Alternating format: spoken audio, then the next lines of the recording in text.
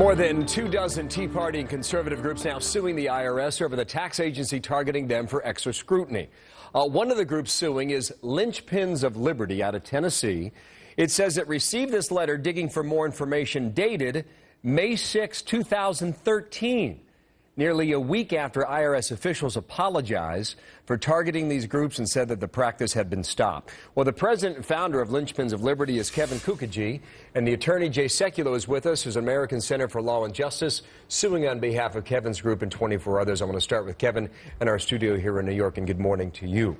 This was an idea born in, what, 2011, 2 years ago? Yes, we filed. You wanted to teach young kids about politics in America. Yes, Linchpins of Liberty is an American leadership development enterprise. Our motto is to challenge the imagination of the rising generation, and we do that by mentoring high school and college students in conservative political philosophy. All right, so 27 months later, you're out $30,000.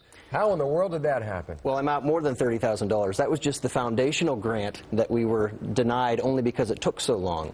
But I think the thing we need to focus on, or what became most disturbing, is what the IRS was seeking. Because I work with young people. Keep in mind, some of them are minors. The IRS asked in its second intrusive letter, which had about 95 interrogatories, they asked me to identify the students that I was teaching and to tell them in detail what I was teaching them. Wow. And that is, I mean, that involves kids are what, 15, 16 years Some old? of them. So can you imagine, imagine the parents? Yeah, I can only imagine that because it did not happen to me, but it did happen to you. And now that you're seeing all this go public and knowing that you had a letter dated May 6th that arrived on May 13th, what do you conclude? I conclude that the IRS is continuing to obfuscate. I don't believe they're being honest. The fact that they said that this practice was stopped a long time, I think 2 years ago, was what was in the testimony. And for us to receive a letter, yes, as you said, on the 13th of May, which now is asking me, not only wasn't it sufficient for me to identify the children, now they want me to tell where I am teaching the children. But you're not a Tea Party group. No, but we share ideas with Tea Party groups. And did you have Tea Party in your application? No, or we did not. You did not? No, nor Patriot. We teach conservative political philosophy, and I believe it's those ideas of liberty which were deemed a threat, apparently, to the IRS. You have a heavy charge against Stephen Miller in his testimony before Congress. You say he wasn't telling the truth? Well, I think he oversimplified it. When he said it was a mistake by IRS employees who were trying to simplify, I think only the government would identify or would describe a 28-month-long delay, 95 interrogatories as efficient. And I also think it was incorrect for him to identify this as merely a customer service issue, because Zappos selling me a pair of shoes that's the wrong size is a customer service issue. Using the IRS for political purposes is illegal. Let me come back to you in just one moment here. Jay Sekulow, you're heading up this lawsuit. What do you hope to achieve? Or, I mean, at the moment, what can you achieve? Well, there's three things we're looking for, Bill. The lawsuit, as you know, we mentioned it yesterday, was filed in federal court in the Washington District Court in D.C. And what we're asking is three things. Number one, an injunction. You just heard, his application still hasn't been granted. We're 3 years out.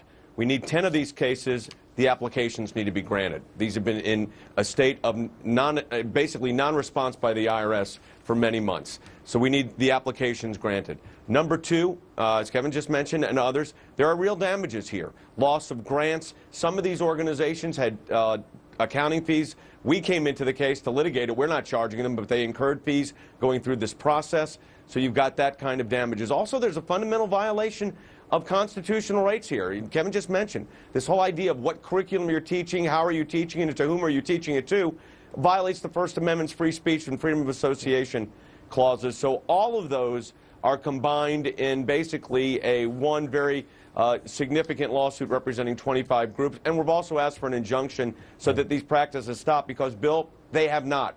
This is a continuous and ongoing violation by the Internal Revenue Service. Still to this day?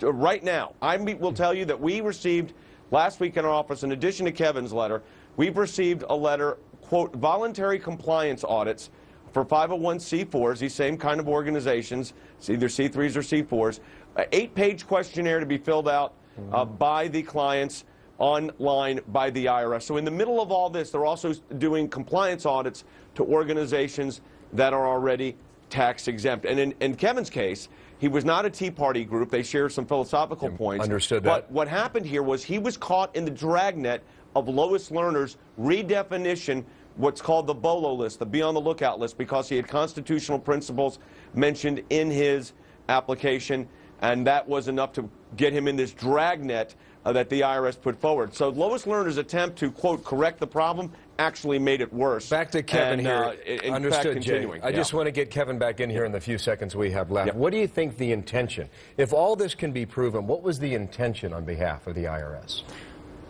I think the question answers itself. Why else would these organizations be singled out purely based on their ideas? I think from the C4's perspective, it was intended to interfere with their ability to affect elections, and I think in general, this administration, through the IRS and its other agencies, is threatened by ideas of liberty. We may be just the very beginning of all this. I think so. Kevin, I appreciate your time. We'll be in touch with you. Kevin Kookogey here in New York, and Jay Sekulow down there in Tennessee as well. Jay, thank you. Thank you, Kevin, as well. Right about 12 minutes now before the hour.